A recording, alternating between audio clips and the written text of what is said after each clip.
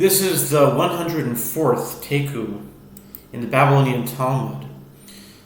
And a Taiku is an unresolved, unanswered question in the Talmud. There are many of them, hundreds of them. A discussion about a particular topic called a sugya is brought forth. A case, a certain circumstance. What's the halacha? Do we say that it's this way, or maybe it's the other way? And there's no answer. And the tradition is that it remains unanswered and unresolved until the Messiah comes. And when the Messiah comes, all of our questions will be answered. But here's the kicker. It's answered by Elijah the prophet, according to this tradition. And my personal question is, why is it that Elijah the prophet answers the questions? Why not the Messiah? Why is the Messiah this mystery figure that he's kind of like, according to this tradition, in the sidelines? And shouldn't we be asking the Messiah? Why is the Messiah not answering? But then again, maybe he does. But the tradition says that Elijah the prophet will answer the questions. So my personal taiku, which I voice pretty much that's my opening line, is why is it that Elijah the prophet, the one who answers the questions, and not the Messiah? And that is the 318th taiku. The reason why I say 318 is that according to this book written by a rabbi, I think in Ramat Beit Shemesh in Israel, named Rabbi Aharon Yehoshua Pessin, I think it came out around 2006, published a book called Taiku, in which he compiled all the Taikus in the Babylonian Talmud, and he listed, according to this book, 317 of them. And I thought that was a novel idea, a very interesting. I was intrigued by it, and I got into it. So this is my my version of this book, but I'm going from his book. He lists the amount of them. He lists how many taikus in each tractate, and he lists the page number, and he puts a little bit of the information, the previous lines that lead up to the taiku. It's not always so clear how much before the taiku you should go, because how much do you need to give context of the subject. So that I didn't follow his book. It might be less or it might be more. Sometimes it's just the question itself. Sometimes I put some lines preceding it to give you some context. But basically, the page numbers and the taiku numbers I got from his book. So here it goes. The 104th taiku in the Babylonian Talmud, tractate Gittin. It appears in tractate Gittin 20b. Gittin Chaf Amud Beis. Tanu Rabbanon, the sages taught, Hareze Gitech v'Niar Shali, Eine Megareshes. Alamina Shitachziri li al Izniyah Ezbueshes. Sages taught, the husband said to his wife, "Behold, this is your bill of divorce, but the paper on which it is written is still mine."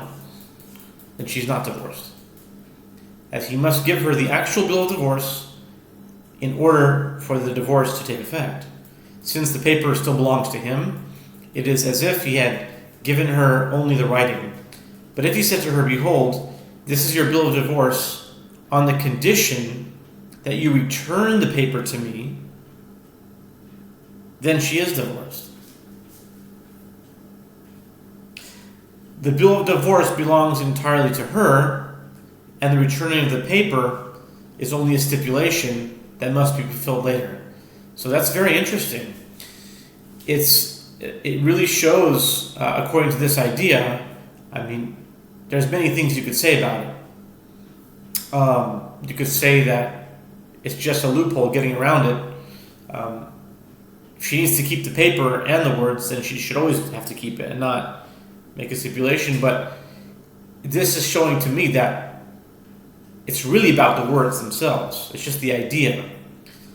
And as long as she has the paper which carries the idea, even for a moment of time, which fulfills that idea, or fulfills that concept, then she can give the paper back.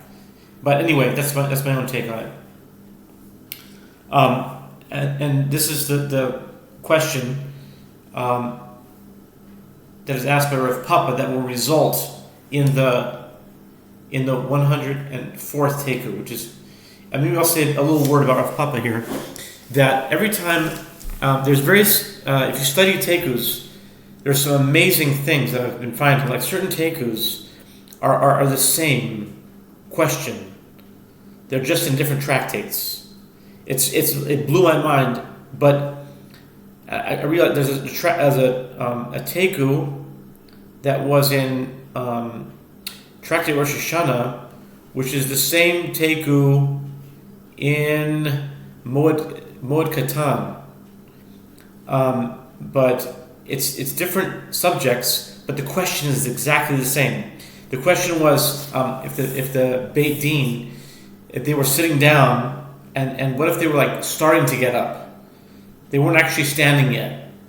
So in Rosh Hashanah, the question was if you can blow a shofar during the session or to end it, something like that. The basic question, but the question was, what if they started to get up a little bit and they were just about to get up, but they didn't get up yet, and they kind of like maybe an inch off their seat, but they're still, some of them are sitting, some of them are not. Is that considered standing? So that was a Taiku.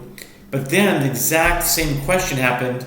I forgot what the context was in Moed Katan, but it was the same thing. It says, what if they were sitting down, but they got up a little bit, they were halfway. But there were two different subjects, but the question was the same. But check this out. In Rosh Hashanah, it was page 36. But in Moed Katan, it was... No. Hold on. It was the 63rd Taiku. It was the 63rd Taiku. Basically, the numbers were the same, just reversed. It was the 63rd Taiku. Let me check this out. I gotta say this here real quick, because I marked this down on my thing the other day, and if you just bear with me for a second. But I'm finding these correlations that the question is. I remember reading the thing. I'm saying that reminded me of the same question in Rosh Hashanah, and the question was, but they were asked by different people. One was asked by Rav Zera, and I think one was asked by Rav Anan, but it was the same question. Apologize for this delay, but it's just, if you're just bearing with me. Come on, always goes extra slow and you want it to go. Come on, hello D. No. Yes, finally got it here. Taiku Lamed Vav, the 36th Taiku. This is beautiful. The 36th Taiku. Check this. The 36th Taiku is in Rosh Hashanah, Daf 36. The 36th Taiku is in Rosh Hashanah. I'm sorry, Daf 30a. But yesterday was September 30th. That's what it was. See, all these numbers get you confused. The 36th Taiku in Talmud Bavli, that's what it was. The 36th Taiku is the same question as the 63rd Taiku. The 36th Taiku appears in Rosh Hashanah, page 30, which yesterday was September 30th, and that's when I realized it. Okay? Gotta get my numbers straight. Okay, let's get this straight down. So this you can take for the books. You can take this one to the bank, I think. I don't know what the right expression is, but anyway. The 36th Taiku in the Talmud Bavli appears in Tractate Rosh Hashanah on page 30a. And the question in quality, the basic question is the same question asked by different rabbis in different subjects, but the same question as Taiku 63, the 63rd Teiku, according to this book, which appears in Tractate Moed Katan, page 22a. Okay? So when I saw this, I'm like, there might be some deep secrets here that are encoded in, and it's so minute, it's so like hidden that you have to like stumble upon it. You can't go looking for it. But anyway, I just went on a tangent before Rav Papa, which is going to be really beautiful when you hear this. I mean, for me, it's amazing. The gematria of Rav Papa. I remember I was going to tell you about Rav Papa. Rav Papa is 363. But every time I come to Rav Papa, see, 363 is a combination in digits of 36 and 63. But I noticed that the 36th Teiku and the 63rd Teiku are the same in quality. But you can go deeper. You could say Moed Katan is about Chol Moed and Rosh Hashanah, and we're like right now middle between Chol Moed of Sukkot and Rosh Hashanah. You can go infinite about that. But basically, Rav Papa is Gematria 363, and the word HaMashiach is 363. Okay? And Rav Papa is the one who asks the very first Teiku. And Tractate Brachot 8a, bottom of the page, 2 lines from the bottom. So remember, it says that the Teiku is about Mashiach coming. So it's interesting. Rav Papa is the first one who asks the first Teiku, but Rav Papa equals HaMashiach in Gematria. Exactly, 363, not one off. So every time I come to Rav Papa, now Rav Yirmiyah also has a lot. If you notice, if you learn Talmud a lot, you realize that Rav Yirmiyah asks a lot of Teikus. I still got to figure that one out. I'm not sure why he asked, but many Teikus are asked, from what I've noticed, about Rav Yirmiyah. But anyway, Rav Papa is a lot of Teikus, and Rav Yirmiyah has a lot of Teikus. But anyway, Rav Papa asks, Bein Shita l'Shita, u'bein Teva l'Teva mai Teiku. Rav Papa raises a dilemma. If he said that the paper between each line, or between each word in the bill of divorce will still belong to him, but the paper where the words are written will still be hers, what's the halacha?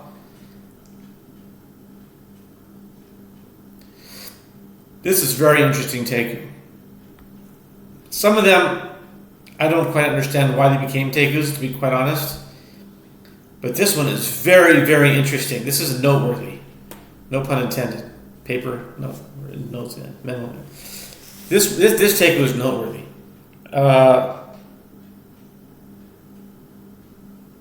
If the paper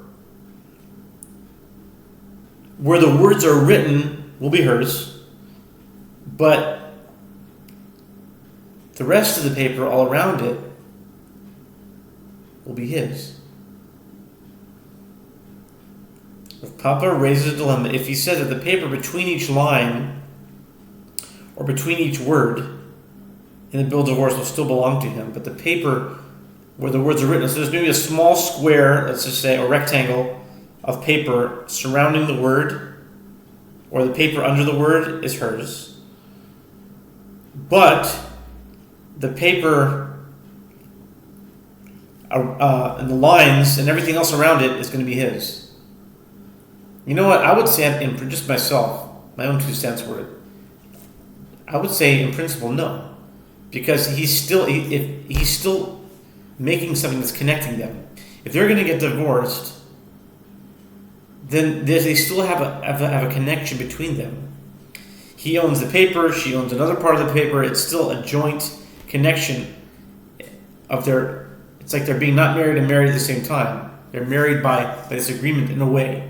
I would say in principle it should be no, but apparently this was a question that we need to wait for the Messiah, son of David, and the son of Joseph, to answer. And Elijah answers it. And why not the Messiah? Maybe the Messiah does answer it. That's Taiku 318.